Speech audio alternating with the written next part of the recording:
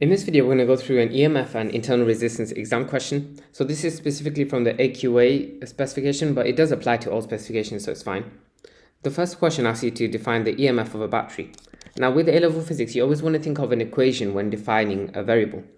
I'm sure you guys have seen the fact that voltage is energy over charge or work done over charge, depending on your syllabus. Now the EMF is similar to that because it's a type of voltage, but we say it's the total electrical energy provided by a cell or battery per unit charge. So we have to make note that we're considering the total energy in the circuit and not just the energy across like one component. So total electrical energy supplied by a cell or battery. In this case, a battery, and then per unit charge. That just covers the fact that you're dividing by charge.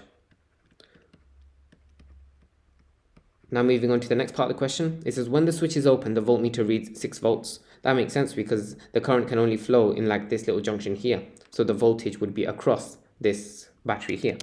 When the switch is closed, it reads 5.8 volts. That makes sense because it means that now that the switch is closed, it reads a voltage across this component here.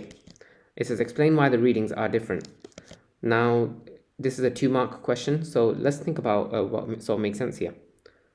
When the switch is closed, we know that current flows in a complete circuit. So we'll start by writing that out. Let's say current flows in a complete circuit.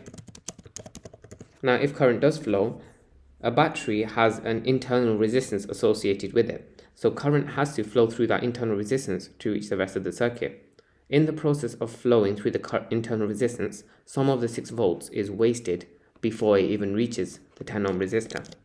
So we have to specify here that the difference between the total voltage and what actually reaches this 10 ohm resistor, so 6 take away 5.8, that's 0.2 volts, is wasted as what we call lost volts. Lost volts is voltage that's wasted as current has to flow through the internal resistance to reach the rest of the circuit. The internal resistance to reach, I know I spelled it wrong, just bear with me a moment, of the circuit. There you go. And so that sort of explains that part. Moving on to the next part of the question, it says calculate the internal resistance of the battery. Now there's loads of equations for this on your equation sheet. EMF equals capital I, capital R plus capital I, little r.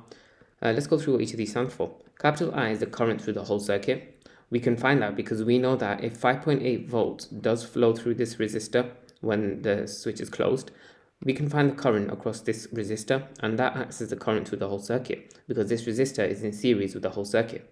So we do the voltage of 5.8 divided by the resistance of 10, and that's equal to 0.58 amps.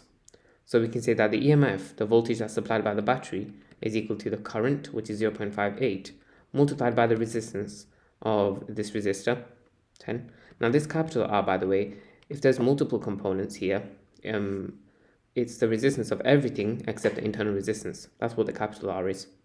We then add on to that the current, which flows through the internal resistance. Again, that's the same because it's in series with the circuit, multiplied by the internal resistance. We can then rearrange. So this here, it would just be 5.8.